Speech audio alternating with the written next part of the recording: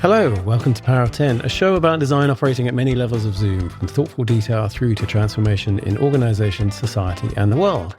My name is Andy Pillane. I'm a design leadership coach, designer, educator and writer. My guest today is Martin Dowson, a design and transformation leader who's passionate about elevating the role of design as a strategic force for business growth. With over 2 decades of experience across financial services, telcos, media and more, he's built and led design teams, established centres of excellence and guided organisations through complex transformations that align design with commercial outcomes. Martin, welcome to Power of 10. Thank you very much for having me. Great to be here. So we actually met, you were a client of when we first met, when I was at Fjord. You were at RBS. That's right, 2015. That's right, yes. Yeah. And that's when we first connected and sort of stayed in touch since. And we've been sort of part of various design leadership groups and things like that around the place too. Yeah. Can you tell me a little bit about your journey from whenever it was to here? Yeah. I mean, you met me at my transition into in-house part of my career. I had been at Accenture and left Accenture before the Fjord thing. Ah, I did not know that. Yes. So I started there 5 years with a thing called the Interactive Design Group, which was Accenture's first attempt at a user-centered design practice. And then around about 2004, they kind of stopped working out how they could sell it because we were too junior to sell, so we couldn't sell. It was really interesting how it kind of lost its way. Probably a macro environment thing as well. And I went solo and then formed an agency in 2013 and exited that and then went to work at RBS and then to Lloyd's Banking Group after that. Funny thing was, I had come to understand that some of the things I was doing was service design because I'd read your and Levan and Ben's book. And I was like, oh, it has a name. This frustration I have with the interface design doesn't solve all of the problems. And there are other things in the business that need to change in order for the experience to actually be what customers want or for it to be, a viable business thing. And I noticed that at a really simple level on my first project at Sainsbury's when, we were trying to work out where and when you have to decide on your delivery slot. And it was the business operations that dictated that rather than anything we wanted to try and do. So we had to solve this interaction design thing because of the way the business operated. And at the end of the day, you still couldn't order lobsters on a Wednesday. As one does. As one does. It's just the go-to example. Can't order lobsters on a Wednesday. It's the go-to example of logistics to customer experience problem. But yeah, so I read your book hoping to solve the lobster problem. Then when I took the job at Royal Bank of Scotland, and this fantastic lady Becky Bush said, the first day you should go to the service design training course that we've commissioned Fjord to do, and Andy's running it. I was like, great, I'll get to meet Andy. Amazing. Yeah, so it was really like the happiest first day I'd had on a job. I'm glad it wasn't filled with disappointment in that case. No. So yeah, and then I went to Lloyd's to join a team that I'd already helped Jo, who was running that team, do a redesign of her organisation. And there was a seat in the leadership team there for design strategy and design futures, and I took that seat. She said, if you really believe that this consulting work that you did for us 6 months ago is worth it, then come and live it. And that was the transition to in-house, and that was quite a ride with Lloyd's, which was a good 6 years. That's quite an interesting sort of way of getting a job, because I think one of the things that, I don't think I'm being mean to my ex-employer to say this. One of the things that happens with service design, though, often is, a client will come and they've got a certain amount of budget, and those things are, fixed in organizational budgetary things as well, which are, this is my quarter, or this is, and they want to achieve a thing. And it's, so I've got 3 months worth, or I've got a budget to pay you expensive consultants for 3 months. But actually the work is more like 2 years. Yeah. And, to kind of turn around as a consultant and go, well, that's great and we can do some stuff, but actually really, this is more like several million and it's 2 years worth of work. And because what you're really saying to that person is you have to collaborate with all those other people in the organization and pool your resources and all the stuff they should be doing, right? Which is cross-collaborate and everything for this to be a thing. And of course, it's going to scare off a customer, a client. And then service design consultancy's got, I think, a bad rap for saying, well, here's your blueprints and some concepts. See you. So I'm interested to know how that was for you to actually then go, okay, I'm going to give myself these assets and then I'm now the other side and have to do something with them. Yeah, the first thing I noticed when I got inside was that my voice was immediately less heard. So the very same people who had had meetings with me and I'd had really deep conversations with and were at least seeming like they were listening to me as the external consultant. And I, not expecting just somebody to sit there and listen, but you know what I mean? Then I, when I was in-house, you're trying to pipe up and you go, but you're just the head of that. And I'm the director of this. And, okay, so my opinion counts for slightly less now. It was really interesting. And I think it's a real fallacy, right? That, I was like, okay, there are a lot of really experienced people inside your organization who can see what's not working well about it. And that too. But there's something about the way that the measurements and incentives are aligned internally that in many organizations that doesn't get listened to. So until somebody from outside comes in and says, but if you just do this for these 9 months with this money, then all problems will be solved. Oh, good. I get it done in 9 months. Great. Whereas most of your people are going, would, of course, the context here is large legacy organizations, right? I mean, but I think the lesson is there for those organizations that are smaller and nimbler, because as you scale up, you will become those larger, slightly more complicated organizations. And the decisions you make today are going to bed into that a lot. Yeah, it's one of my favorite questions. We often get asked, particularly as consultants, what do we need to be doing to, be more innovative, to be more, it's usually to go faster. Right? And, the question like, what do we need to stop doing is never really asked. But I think my favorite question was always, actually, that was a good example of what you said with coming to teach organization service design and all that kind of stuff, which was, why is this not happening spontaneously already? Right. And I once had a different bank. We didn't get the job in the end, but a bank in Asia, and they said, could you come and teach all 3,000 of our staff design thinking? And I was like, well, yeah, I could. It'd take you quite a long time and then it'd cost you quite a lot of money. But let's imagine I've done that. What do you hope will be different? And I always knew when a client didn't actually have the answer to that question, that they were never going to deal with the structural stuff internally. Yeah. And the thing is, they could still do something like that if they understood the answer to that question, because then they would understand that the training experience, whatever that experience is, might be the instigator of change, might be an example of how to think differently, but not the answer to the problem, right? Yeah. And it's just, knowing that that's the level at which you're trying to, if you think that just getting the training in is going to suddenly make a difference. I think one of the things that we saw at, I think that we didn't quite get off the ground we nearly did with Royal Bank, but not quite, didn't see it through.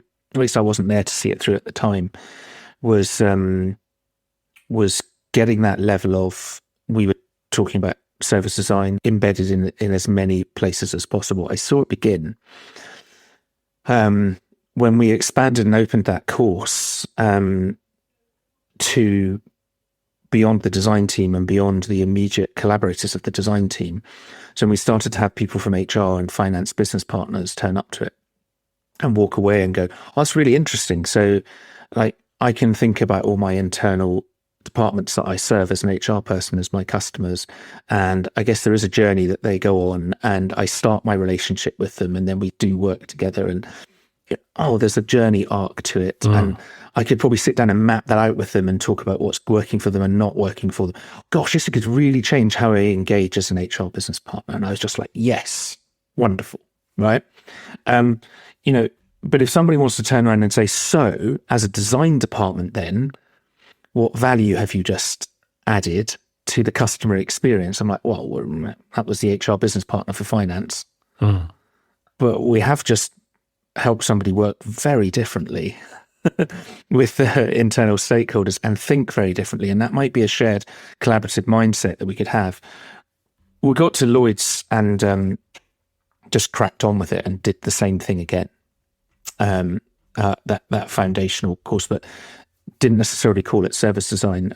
We did roll it out as design thinking, not IDEO, MIT, but design-led thinking. I purposefully tried to push it as wide as possible, loft that lesson with RBS, and it really worked. We got to like thousands plus people by scaffolding it, by getting the trainers and moving that out. And what it did, I think, was shift the perception of some stakeholders as to how they could work and the way in which they could leverage design-early thinking. So we got to some areas where there was a stakeholder who understood they might need to do something like journey mapping, thinking about open banking as an example, early doors in open banking. And instead of going, right, we'll get a team and we'll do myself and Lauren Christoph went in and worked with technical architects and business architects, gave them the skills and let them solve their current problem together with this new approach. They did journey mapping and blueprinting, and it helped them. We gave them just enough to be able to solve their problem with that. That meant that the level of conversation that somebody like Lauren was able to have with that area about what next, was much higher than in the weeds, because it wasn't a great use of time to use a really experienced service designer to map that. It was a very fixed problem set. They just needed a slightly different way of working together so they could collaborate better. Lovely. So we didn't try to take it all over, and by not doing that, our stakeholders engaged more with us. So I think that experience we had with you at RBS, had echoes into Lloyd's as well. Thank you. Amazing. That's nice to hear. I think it's really nice to hear.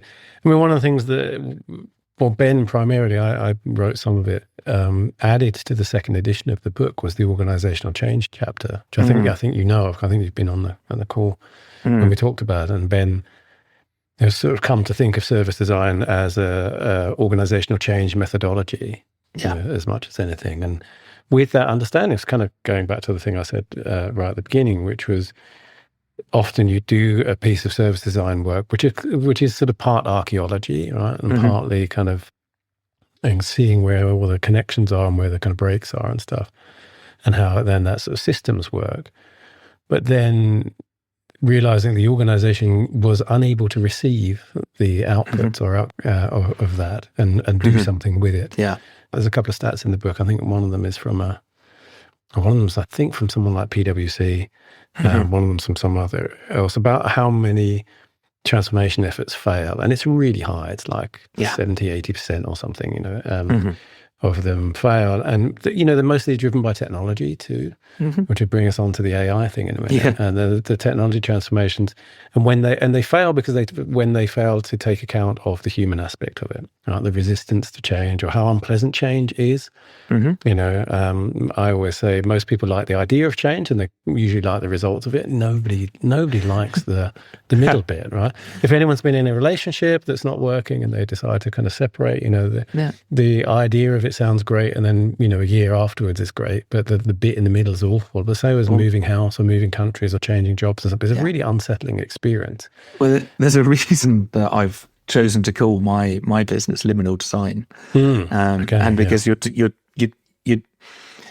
about a form of a liminal state when you decided to make a change, but you're not at the change yet, and sometimes actually I think you have an idea what you think that future state's going to be like, but you don't necessarily know it, especially inside organizations. I used to say most people at an executive leadership level will tell you that they're comfortable with change. Something they have to be in order to be a great leader, right? You need to be very good at helping navigate change. I'm very comfortable with change. I think mostly because somebody sat down and said, this is going to take us 2 to 3 years, and these are the things we're going to do over the next 2 to 3 years. And we start with the next 3 months, and then there's a plan, and we move on from there. So you're very comfortable with change because somebody's laid out the next 2 to 3 years for you. Now, I know there's levels of detail in the first year that aren't there in the second and third year, but people rarely deviate from that plan. Yeah. They don't react to the fact that the world will have changed. And if we're talking 5-10 years ago, the world will have changed within a year, 2 years. Now it's super fast. But they don't react to that in any way. So they've got a very fixed view, and they say, I'm comfortable because I've got this plan, but then they don't actually deal with the change that happens within that. And I don't think people are actually comfortable leading in liminal spaces, and we are in polyliminal spaces right now. Yeah. So there's a failure in leadership there, and it is a very uncomfortable place for humans to be in as well. So I think there is a kind of skill to navigating that, but it comes in parallel as closely with what you were saying about just understanding the humanity of it, because it's a very uncomfortable place for people. I also think, I'm going to just repeat the thing I've said a million times. It's partly, not partly, it's a relic of the industrial thinking too, right? Mm-hmm. This idea that that change and transformation is a thing that you do and then it's done, and then you sort of get on with whatever happens afterwards, rather than an ongoing thing. And that's also this idea of of a very controllable industrial process, which management is still based upon. Yeah. Versus, my favorite metaphor is gardens or landscape gardens. I love the idea of landscape gardens because people like Capability Brown and Humphrey Repton, they had this mix of ego and humility that I think designers require, which is this idea of I'm going to shape this land here to look like it's natural. That's the kind of funny thing. And that's quite there's quite some hubris involved in that. I'm going to put a lake there, and I'm going to put this copse of trees over there and stuff. Yeah. And at the same time, the humility to know that they'll never see it finished in their lifetime. They have got this idea of a matured garden, which is 100 years away from where they are now. And I think the thing about gardens is that they're never finished. No one ships a garden, right? They're just these ongoing things, and the environment changes, right? The circumstances change both in and of itself and externally. So you might have freak weather or climate change and things which change everything, but you also just happen to have a tree that grows really well and it casts shade over a bit, and you can't grow any grass there, and all those kinds of things that come sort of internally. And my wish is that organizations would see them much more, maybe we should just call them organisms rather than organizations, right? Because it's much more like that than this kind of factory structure. And it still plagues us, that way of thinking, I think. One of the, this is a bit of design geekery, and specifically service design geekery. The Service Design Network annual conference that was in Amsterdam, which will have been, I can't remember when. Quite a long time ago now. That 7 or 8 years ago. There was a group from China who were over, and they had taken the double diamond and design thinking and re-articulated it in line with a more Eastern understanding of life. I will just put it this way. So having studied psychology and studied Jung as a part of that, I'm very aware that Jung wrote all his personality types and that work after having spent a lot of time in the East.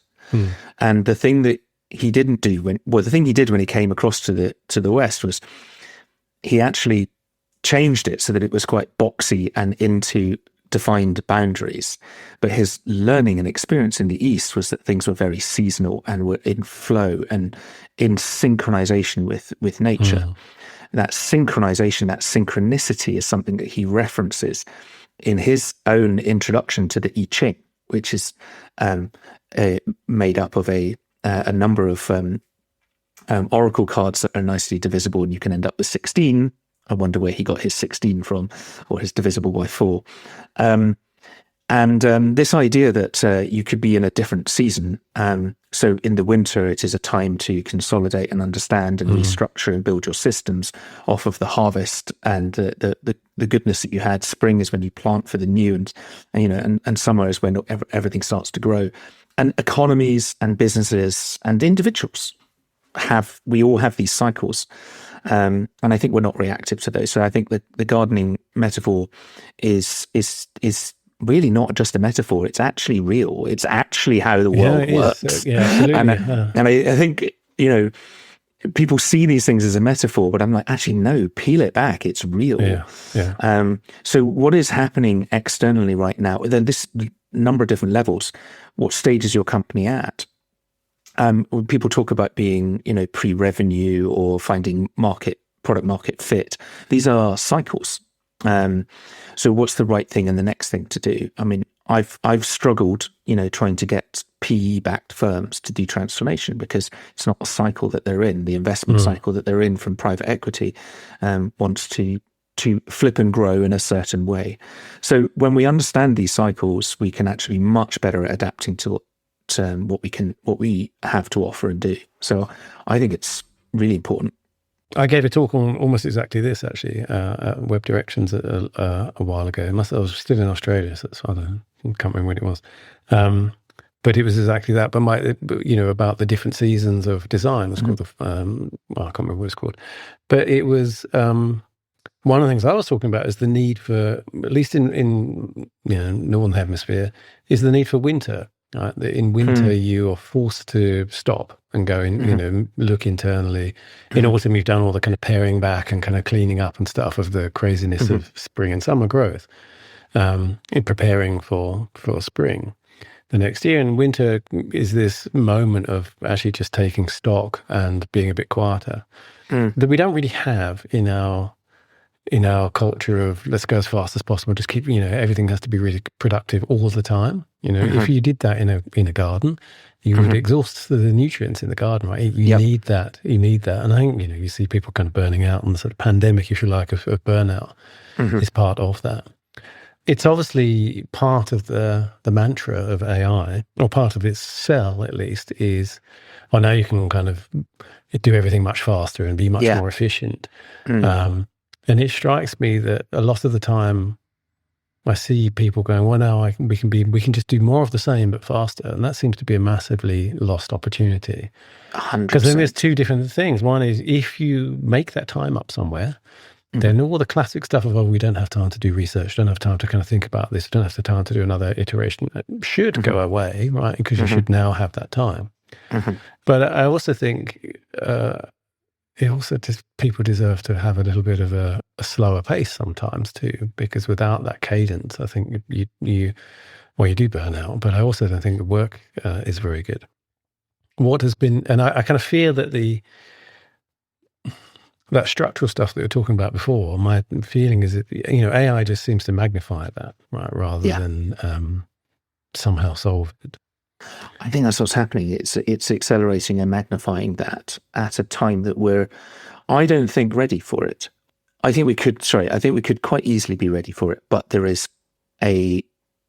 are poly crises going on, and you have to recognize the amount of other types of change that are going on in the world right now. So everything is interlinked, and the fact that most companies, with the exception of family-owned businesses of any scale, whether you're, Wipro, the consulting firm, 70% owned by a foundation, right? 30% on the stock market. Santander is obviously, run by a very large family.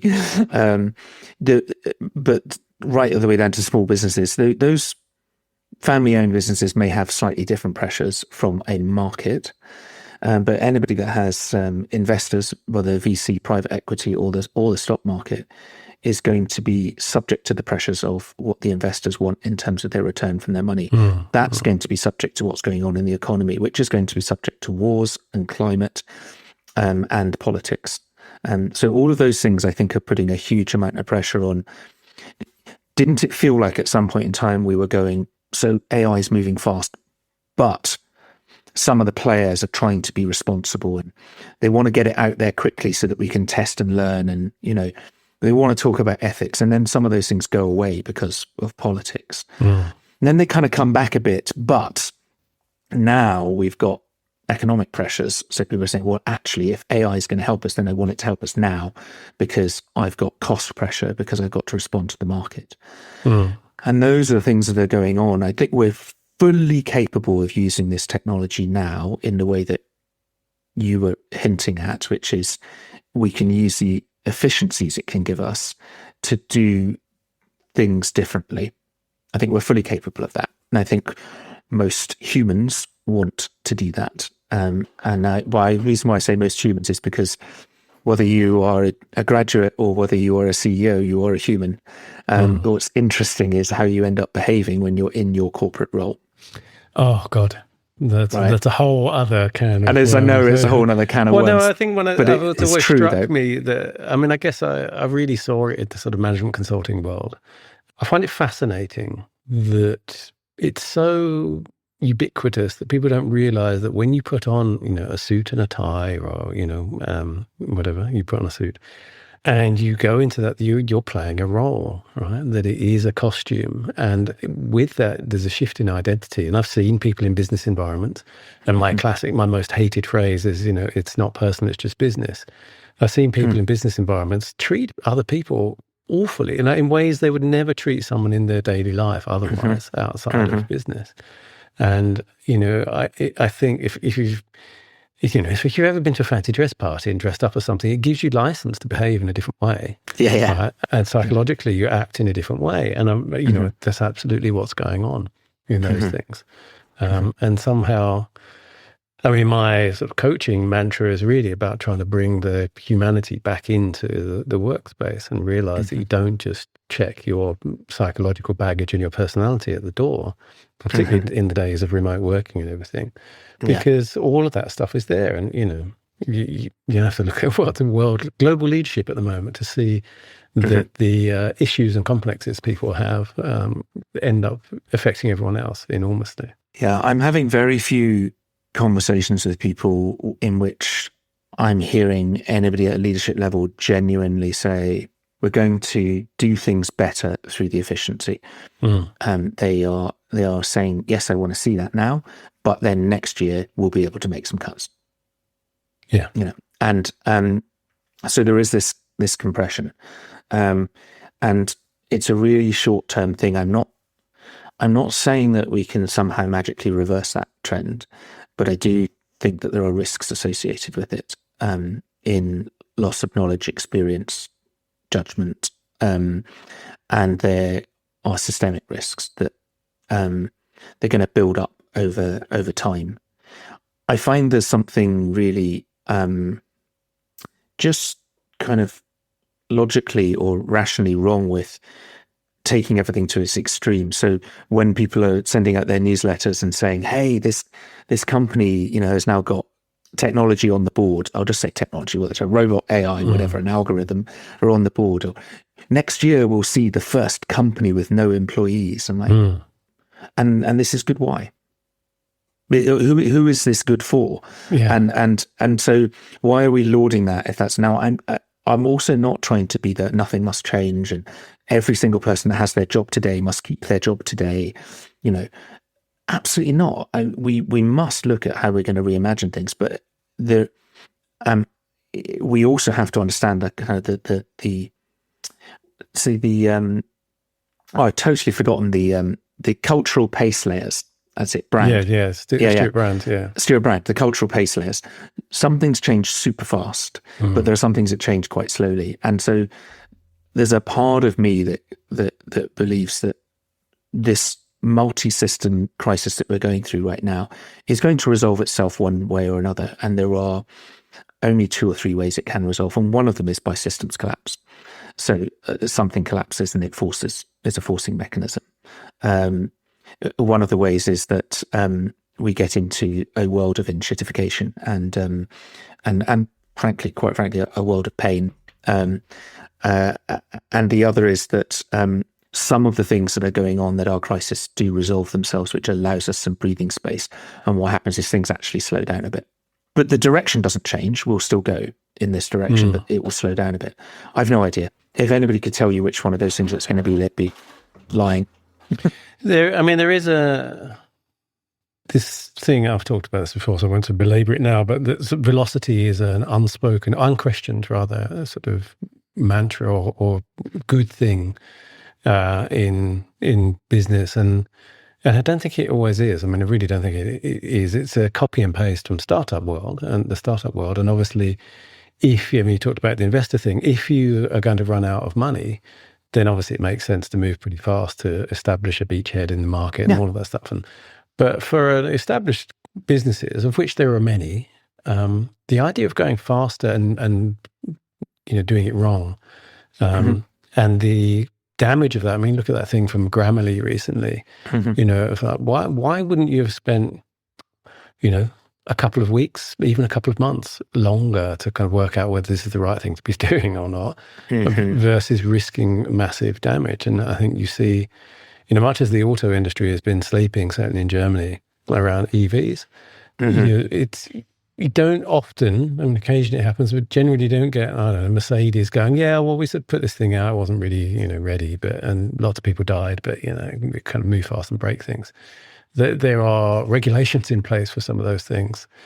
Same with things like, physical engineering and architecture and those things, where, terrible things happen if you do not spend the time getting it right. I think we've got so used to this idea of someone rushing through things in digital that it just doesn't get questioned, and it's bled everywhere else as well. I think it's really problematic. And, you're seeing it with AI, and I think the thing that you're talking about and the knowledge thing, there's a kind of paradox at the heart of AI is being implemented in that way, where so now we can get rid of a whole bunch of people and just kind of replace them, which is AI is both a stealer of, but it kind of vacuums up knowledge, and at the same time it's a destroyer of it at the other end. Right? When it gets implemented in an organization, the institutional knowledge goes away in various ways. Either people get fired, and you get what I've called sort of organizational amnesia, where it's kind of like an Alzheimer's, literally the sort of neural pathways of the organization die off. Stuff doesn't get rebuilt. Either knowledge doesn't get rebuilt, and if it does, then it's in a form that nobody understands anyway, right? No one can interrogate. And I think it's really, really problematic. And I suspect there's a kind of institutional knowledge debt that is starting to get racked up already, and come home to roost. I am concerned about it because, on the one hand, I see the personal productivity for sure, but then on the other hand, the lack of using that time to reinvest in juniors and mids. I'm very concerned about the experience levels going away. So I recently did this talk at UX Crunch called Design's Full Circle, and one of the there's always some kind of Easter egg in my visuals. I don't really do a lot of visuals, words up on the screen. I try and focus mostly on what's being said. But I left this Easter egg in the UX Crunch talk. It's this, because the talk was called Design's Full Circle. I used the Enzo circle, which is this painting technique, and you have this brush that does the full circle. Now, it's something that masters at Japanese calligraphy and painting and things do repeated again and again and again. And you can read up and watch videos and documentaries of these people actually just practicing the circle again and again and again. And I love this idea of mastery, this mastery cycle. The ultimate, we know about the 10,000 hours, like in order to get to a certain level of mastery over something. But there's another part to the mastery cycle, which is that when you are then sharing and educating or working with people who do not have the same level of mastery as you, you're doing two things. You're passing that knowledge on, absolutely, but you are then seeing your own craft through a totally different lens, which is the lens of somebody else who does not know. And you begin to see levels that you didn't see before. And this is when your mastery starts to evolve itself as well. And this is just a fundamental truth about how we learn and adapt and evolve as human beings. And if we want to hold on to that humanity of that and the genius that we do have within ourselves as our own capability and potential, we need to keep going through that mastery cycle. So I feel like the productivity that seniors are getting out of AI should be reinvested in that kind of in doing their own Enzo circle, that reinvestment. It will progress us and it will progress others as well. But if we don't, and we use that efficiency to say, now I can just use more and more senior people to get more and more things done, because the things that I shouldn't spend money on my senior people doing, the AI can do, and nobody will have their 10,000 hours. And I feel like the challenge you mentioned is that some people are saying it's all right because junior people coming into an industry will learn using the tools of AI, and they will master those tools. So yes, but the knowledge is embedded inside it, and it's not even embedded accurately. And it's not. It might be embedded, but it's not embodied. And our learning and our mastery as human beings is embodied learning. Yeah. Right. And we don't get that embodiment of learning through that. So I'm in this real tension point, or genuinely sat with, leadership teams at my client and said, look, produce this piece of work, which is, a quality measurement framework and a presentation to go alongside it. It's an amalgamation of lots of different pieces of knowledge, but it's just a draft that has been Gen AI'd. But what it allowed myself and somebody else to do was cut to the point of what we really needed to talk to, because there was this body of work that was detailed, that was done. And we could look at it and go, well, that's not exactly how we do it here, or we'd use a different measure for that. But I've got the structure, and because we've got the structure in place, a lot of the detailed hard work, I guess, noddy work has been done. Time-consuming work, yeah. And now we just get to the conversation that we really wanted to have. Brilliant in a room full of people who have experience under their belt, but not much use to others. And because I've just shortcut all this has been produced because I've done this 3 or 4 times, because I actually know what works and doesn't work. I know the difference between NPS and CSAT and customer effort scores, and when NPS works and doesn't work, and blah, blah, blah, blah, blah, blah, right?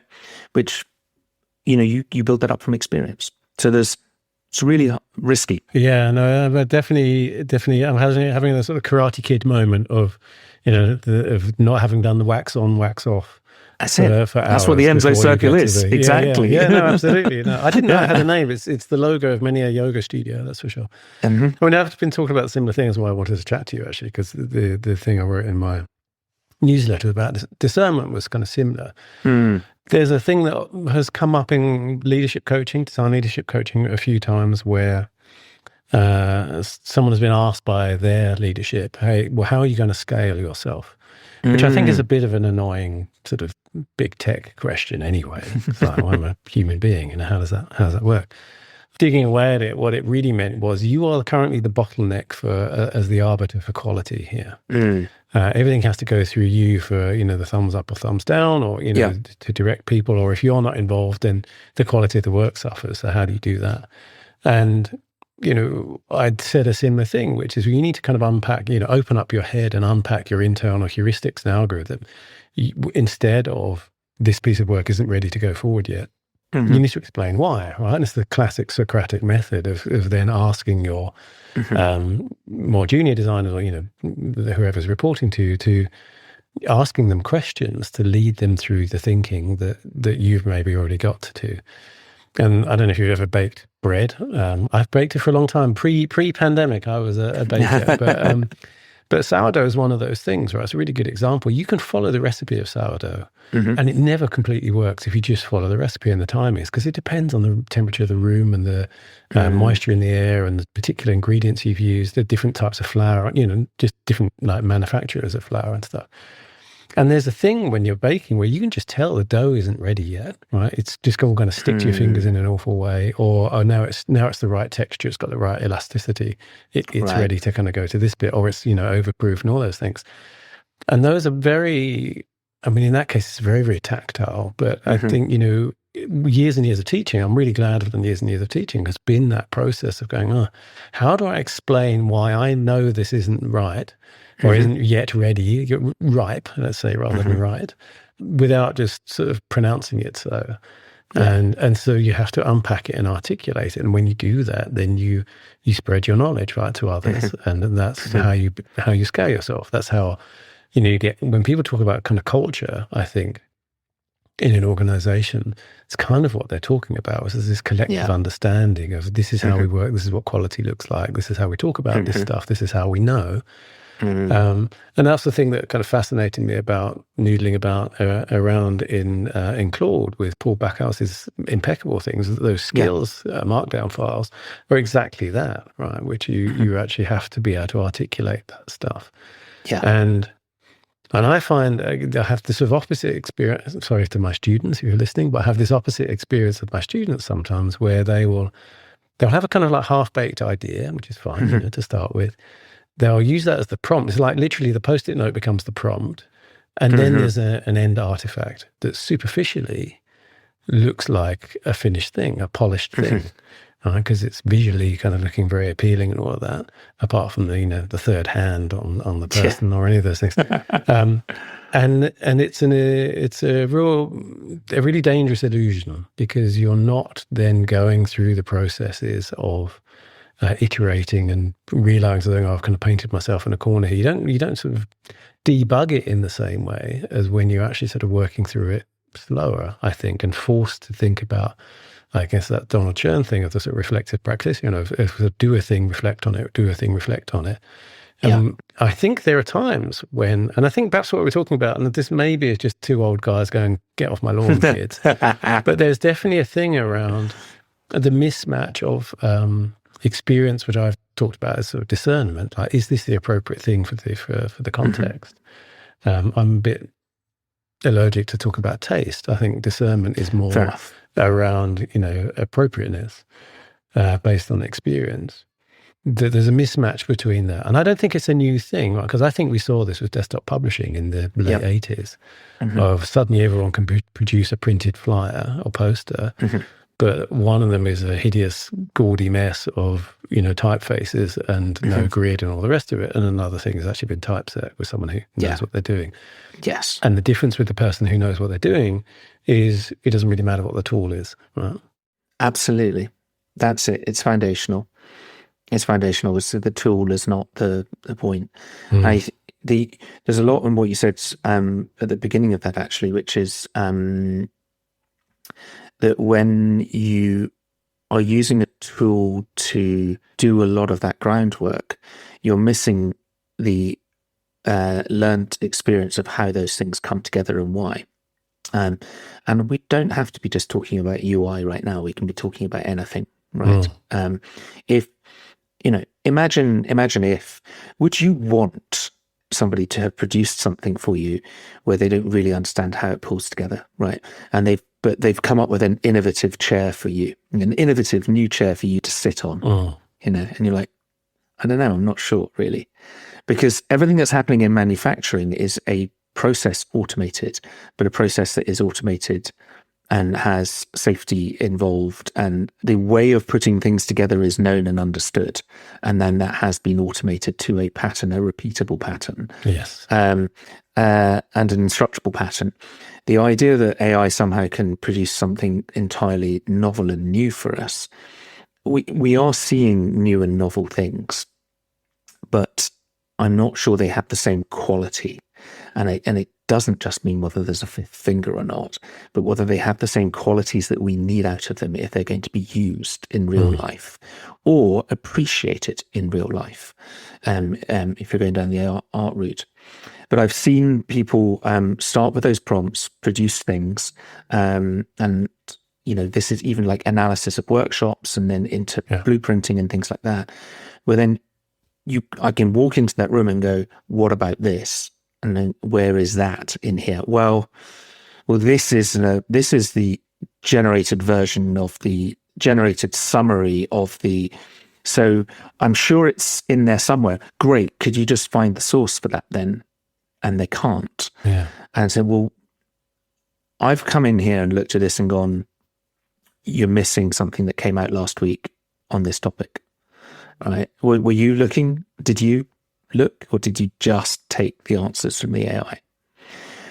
And it's not good enough, right? And it means that people are going to miss that level of thinking. So let's even just take what comes out of Figma Make, or can be produced via TJP's MCP with Figma. I think these things work, or my mentees that are using these things well at scale in companies are using them on well-laid, foundationally driven design systems. And so what they're doing is they're using their existing well thought through skill to produce things off the base of that foundation, right?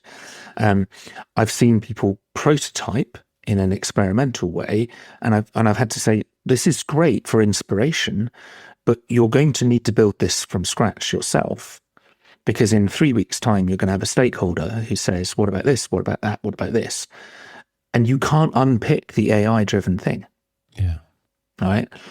So, and if you don't know how to start from those foundations, there are problems on their way for sure. Yeah, I really think it's the other. I mentioned desktop publishing. The thing I noticed, again, this is in the sort of late 90s, early 2000s, when students were creating. You could finally had these big inkjet plotters, right? Inkjet printers, so you could print these kind of beautiful big things. That Fjord were famous for printing out these huge blueprints, right? But it was possible then to create a physical artifact, whether it was a poster or a kind of book cover or whatever it was, that looks like, from production values, it looks like the finished thing. It's the same with like making a dance music track in GarageBand or something, right? It kind of is deceptive, because you think, well, that sounds like or looks like a professional thing, except it hasn't had that process that someone's gone through to it. And first of all, a lot of that stuff kind of lacks soul. Although Nick Cave the other day was saying, well, eventually it's going to sound as good as a human created song, but it's just, isn't that awful that it's kind of just lack of that soul? And why would we be listening to it? Music's there to move us and all that. But to take the sort of poster example, I just really noticed it that if you knew, I have to do a kind of 4-color offset litho print of this thing that's going to be really expensive, and you really spend the time getting it right. And the problem with the cost of the production coming down to get it to a nearly sort of polished final state is it doesn't force you to take the time and consideration to do that. And as you were saying, I think that it's super useful. I'm also really interested in this idea that now the sort of craft silos collapse a bit, so that people, the sort of gatekeeping of that is gone away a bit, so that anyone can produce a demo. I would call it a demo, right? Yeah. Here's the thing of what I think it's close to what I think it might look like. This is what I'm thinking of. Now we have an artifact that we can talk about. Because it's kind of ridiculous that someone writes a kind of PRD and then someone designs that up, and then you pass it on and someone codes it up, and there's all these moments for kind of misalignment and sort of decisions breaking and so forth. Yeah. So it's really great to be able to kind of make a thing sort of like just as you would a maquette or something of a building, and say, and now we all agree that we might disagree on the design of this, but we all agree that we're looking at the same thing. Yes. Instead of it kind of constantly changing media. Yeah. I think that's kind of really, really fascinating. And you see that happening in filmmaking too, of the ability to make a kind of previs or kind of sort of knock up a storyboard or something. Super useful. But the real thing is, as always, is not the artifacts, the conversation that happens around it, right? So it's the director working with the storyboard artist, considering what shot would be most impactful to tell the story at this time. It's, the conversation of multiple stakeholders in front of a blueprint, saying, oh, right, now we see all this connected. That's the first time we've seen it visually, how everything fits together. Now I understand, why there are problems here, there, and everywhere, and all of that stuff. And I do feel like the production value thing, I mean, you remember probably like things like, I think it still exists, balsamic mock-ups and stuff. We're doing wireframes in deliberately kind of shaky pen tech, pen style, was a decision, a deliberate, intentional decision, because you didn't want people to believe that it's the final thing. And I think there's still massive value in that, right? I have, on a service design front, I have a blueprint template that is in Excel. right? And it's like in a funny way, it's the most shareable thing ever. Yeah. Right? Because I can go into any situation, any technical estate and use it. Yeah. I don't need to be like, oh, we use they do, or we use this, or we use that. It's not great for all communication styles, but everybody can get in there and edit it and use it. And also it's very clearly not a production artifact. Yeah. And I think that's really important. You're saying that the roles are collapsing in a way that this is another full circle moment, which is that most of the people that I kind of grew into my time as a designer with, who were maybe 4 or 5 years ahead of me, so maybe they started early to mid 90s, had some mix of skills. They could build HTML and CSS, and but they certainly identified as designers, but they had those skills, and that's because they approached design from a foundational perspective, and they understood what materials were producing things. And one of the things I talked about in that UX crunch, the collapse has been that we've pushed everybody to the surface that is digital. And it's not just AI that's been doing this, it's been before that. We've pushed everybody to the surface that's digital. We've narrowly defined roles. I know people will say, no, we've created product designer, which is like really broad and absolutely everything. In some ways, yes, it's the UX, it's the UI, but it's only on the digital surface. And most of the people that were breaking ground 95 through to 2010 were multi-surface designers. Yeah. Right. And some of us got really frustrated about the fact that some of the other surfaces weren't changing. We got into service design to try and, inside a business, touch multiple surfaces. Right. But we've definitely lost that, because the vast majority of dialogue that I see going on around design is actually about digital design. Now, when people are talking about product, they're talking about digital product. They've dropped that word digital because it's primarily the value seen in the business is for it to be that digital. So they've dropped that word. But that works when you're this tiny, small thing that a VC is investing in, and you're at the surface. The business model is anything that's on the screen that you can actually sell, right? Or the engine behind it. But as soon as you're a scale up, the value in the business is well beyond that, and it's complicated, and it's people, and there's more to it. And I think we lose that entirely. Absolutely. I think, I had this experience years ago. I think as UX became, in the States, became the sort of umbrella term for all things digital. And whereas I saw service design as not as a higher order as in better, but it's a zoom level out, right? Because it's looking at more of those things. And people say, no, but UX is also non-digital stuff. And I say, yeah, but when I go to the conferences, all I see are websites and apps. And there's been my argument or my pushback against the sort of designers in crisis thing as well over the last few years. And I'm not ignoring the fact there's been thousands of layoffs, but big tech, just in general in the world, casts a massive shadow, like a really outsized shadow. And there's design, I'm looking around my house, there's furniture, there's lighting, there's fabrics and textiles, there's, objects of all different kinds in here that have all been designed. There's cars outside, there's designers everywhere, and it always has been. And design is way broader than that. I did a bit of a kind of, at a wide job market level, research into what percentage of jobs are actually within tech-driven companies, genuinely tech-driven companies, Silicon Valley model, VC-backed. Design jobs, you mean? No, jobs entirely. Right. So employment from that kind of tech-first Silicon Valley style approach. So that would now included in this the ones that have graduated. The Facebooks and the Amazons have graduated into scaled large organizations now. Something like 5% of employment worldwide. Wow. Right? It's like, so... And yet 99% of the conversation, right?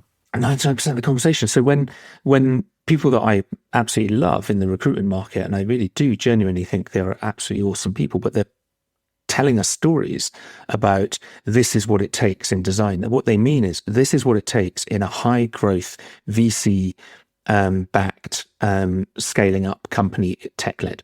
Yes. Like, okay, well, that's not necessarily what it takes if you want to go work at Sainsbury's, which is a really interesting, complex organization with digital and physical footprints and, all sorts of things that are going on there. Let's take that to design.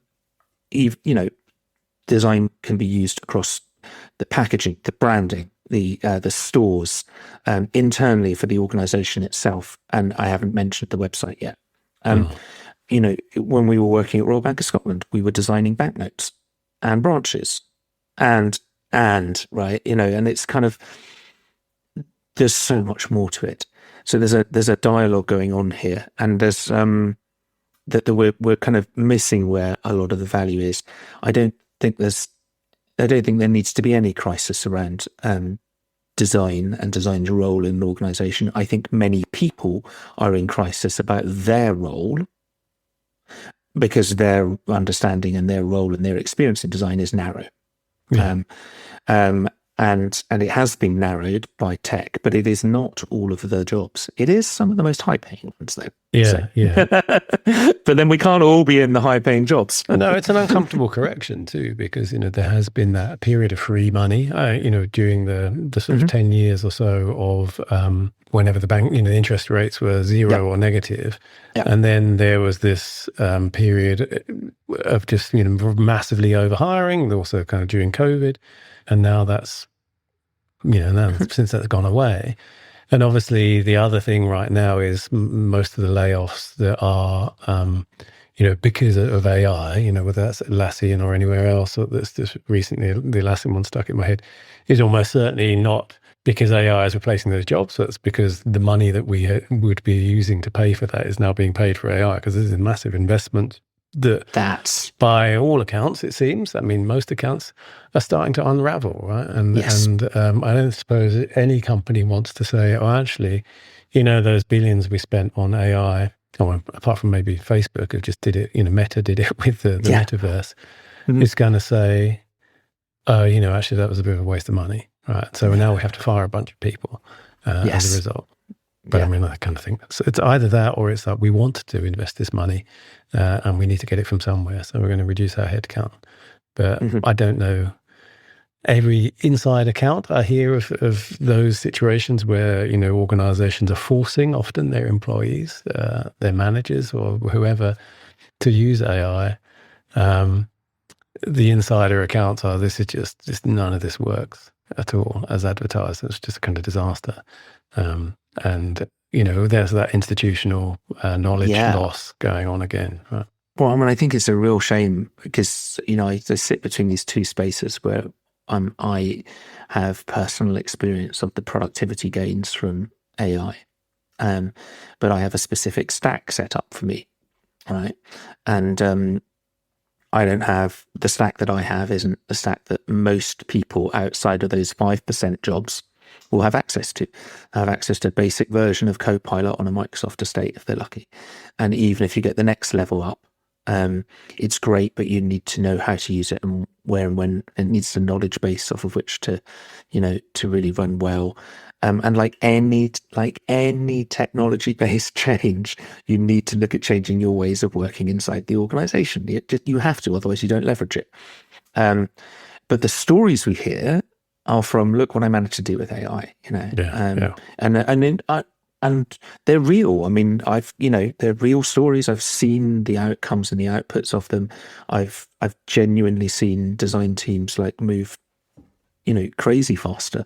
I thoroughly believe Gregor Matheson at Remote, and his team shipping code and moving fast. Great. Yeah. I believe it, but I'm just not sure that it's yet scalable or applicable to all the other organizations. And to your point, Andy, I think that some people are making bets and investments on this and they're the same way every big change has happened, whether it is let's be data-led, let's be customer experience-led, let's be, digitally led. The failures come from, you said it right at the top, from not understanding the human change and not understanding the systemic ways of working and organizational change needed to leverage it. Yeah. And you have to change both at once. You can't just plonk the technology in. Absolutely. So one of the problems with this idea of everything being predicated on a kind of hyper productivity is, despite what everyone says on LinkedIn, I don't think actually everyone's really interested in being super productive all the time. No. The lived experience of work is everyone's just muddling through. Yeah. Trying to just get to the end of the day, or maybe it's going to save me a bit of a time on this thing. Mm-hmm. So, I can present this meeting and go home. Yeah. I won't name the person. It's not my story to share in that detail. But I do know people got genuine examples of cutting their working week down to 20 hours, not 40 hours. Mm. Right. And they seem to be basically, and it's not a lot of examples, but they seem to genuinely be reinvesting that time in doing more deeper work at work and balancing out their week. Right. And they're still performing, their company's still performing, they're still respected in their role and all that. So it's interesting, right? But again, that example is somebody at a mastery level. Yeah. Right. So we could all move towards that over the next couple of years and get some free time, if companies were willing to make that decision. But the poly crises that are going on mean that actually any efficiency needs to be clawed back and put onto the balance sheet, not, reinvested in that way. The second thing is, if we all do that, I still am concerned about then where does the new mastery come from? Yeah. Now, we said, well, actually, we'll use some of that time to do that, but we've taken, we're insisting on using the tools that don't require it anymore. So, yeah, it's really hard. It's really hard.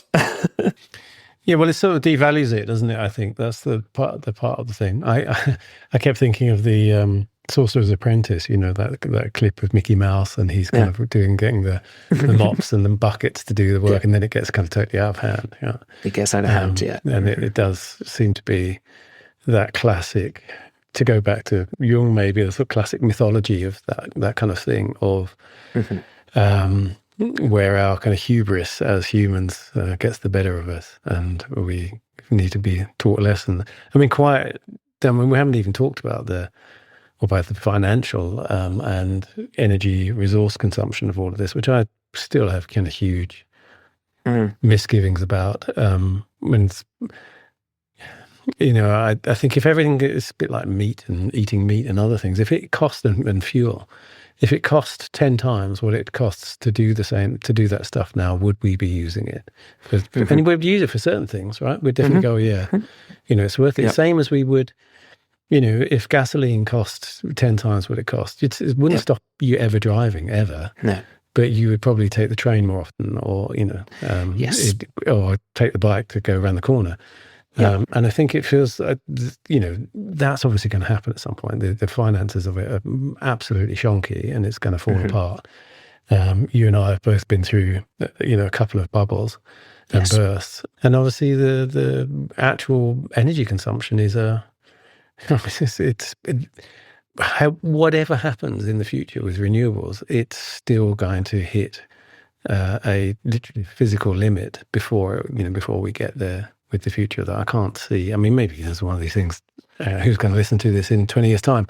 But, I think it'll be one of those things where it's just completely unsustainable not just in the environmental sense of the word, it's just not sustainable in its current form financially as a business or any of those things. There's there's very clearly a kind of mass adoption need for it to kind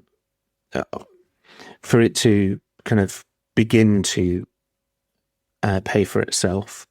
But I think that it really actually needs to pay off, not just at all of these companies have got Anthropic or OpenAI or Google LLMs actually being used and they're paying for it, and therefore there's a profitable model behind the use of it. Not just that, I mean, it's got to solve some societal level problems. It's got to get to a point where it unlocks things from a pharmaceutical drug discovery perspective, from a health benefit perspective. And we've got to have a system, therefore, of being able to say, and we bank value from that, because people are healthier, then there is less cost to these things in society, and therefore that is a benefit. And we do not have those systems in place to think that way, and we do not agree internationally on those things. No. Because in one country we have free healthcare and in another we don't, and that's just one example of ways in which we don't agree about these things. So there's a lot of deep societal level things to work through. The question is whether we have got the right knowledge and experience working through those, whether though that thinking will happen in time. And by in time, I mean before there's either a system collapse that actually takes away all the benefit and means we have to find another way to work and live, and actually an embedding of the bad practice that we're going through right now, and we're to the point that it can't be changed. And that's my biggest concern. Oh, I don't think the incentives are to do to change it. That's partly the thing. The thing that, everyone's saying, it's a bit like the, invention of the web or the invention of mobile, and, it's the next paradigm shift. The thing that it reminds me most of is our cars, right? The automobile. I think everyone forgets how, because it's just seems to be part of everyday life, how subsidized the auto industry is, not just in terms of the manufacturer, which is heavily subsidized in Germany, where there's, BMW, Mercedes and Volkswagen and the rest. But roads, right? Parking spaces, traffic laws, fuel stations, all over the place. That entire infrastructure, if you think of the entire infrastructure of that we use for cars, is in service of private industry. It's a kind of really crazy thing. Right? Imagine if you invented the car now and the roads and stuff didn't exist, and it said, we invented this vehicle, but I need governments everywhere to stump up for all of the infrastructure for this and everything. Mm-hmm. They've just be going, that's up to you. And I think there's that kind of thing going on at the moment where there is this, Altman just did his sort of pronouncement of this is the way I think the world should be, you got the Microsoft CEO saying, we really need everyone to mass take up this stuff, otherwise it risks being a bubble. And it's like, duh. I kind of, the problem with AI is the same as the problem with cars, which is it doesn't scale in a clean way. If AI is really successful and it scales, it just makes the problem much worse because of the massive resource consumption of it. It's not something that gets, the resource consumption goes down. It has no economies of scale in the same way. And we're so used to that with .com platforms of, something like, I don't know, Twitter or Facebook or Google or whatever it is becoming really successful. And because the scaling costs are relatively minimal. To fire a whole bunch of new servers, the infrastructure required to double an online platform from, 500,000 users to 1 million users isn't that massive compared to the revenue they get for it. It's kind of really it's not zero, but it's kind of pretty close, right? And if you financially, and that just doesn't happen with AI, right? It's actually a huge problem if there is mass adoption of it. Even I've noticed just when there's outages on Claude, that's how much I'm using it right now. That I've noticed outages or slowdowns, and it's frustrating to me. I'm like, that's interesting. What dependency am I building on this? And if we're at this stage right now, and it's not, and it's clogging up, what would happen if it just, in a year's time, if it fell over? Like when we had the server problems with Microsoft, and Microsoft estate went down. Was it last year or the year before? No, it was recently. There was an Azure outage, wasn't there? No, Azure outage, and it's like, then there's the AWS one as well. And you're like, things are not working very well. We don't have many alternatives to this. How do we keep working when everything's on the cloud? No, it's a huge problem. And so if our thinking has devolved to that, and this is the thing, you must hang on to your thinking. You must hang on to your thinking, because It's a problem otherwise. That sounds like a good place to stop. We can carry on chatting after this, but the podcast is called Power of 10, based on the Ray and Charles Eames film of Power of 10. It's all about the relative size of things in the universe.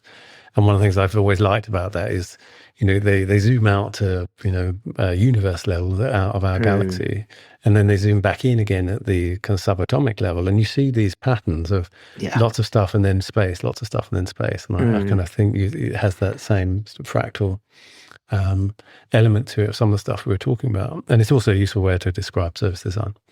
Yeah. So the last question I always ask people is, what one small thing is either overlooked or should be redesigned that would have an outsized effect on the world? I've sprung it on you. Yeah. It's because it's like what one small thing, and all I can think of is big things. Well, what's the big thing?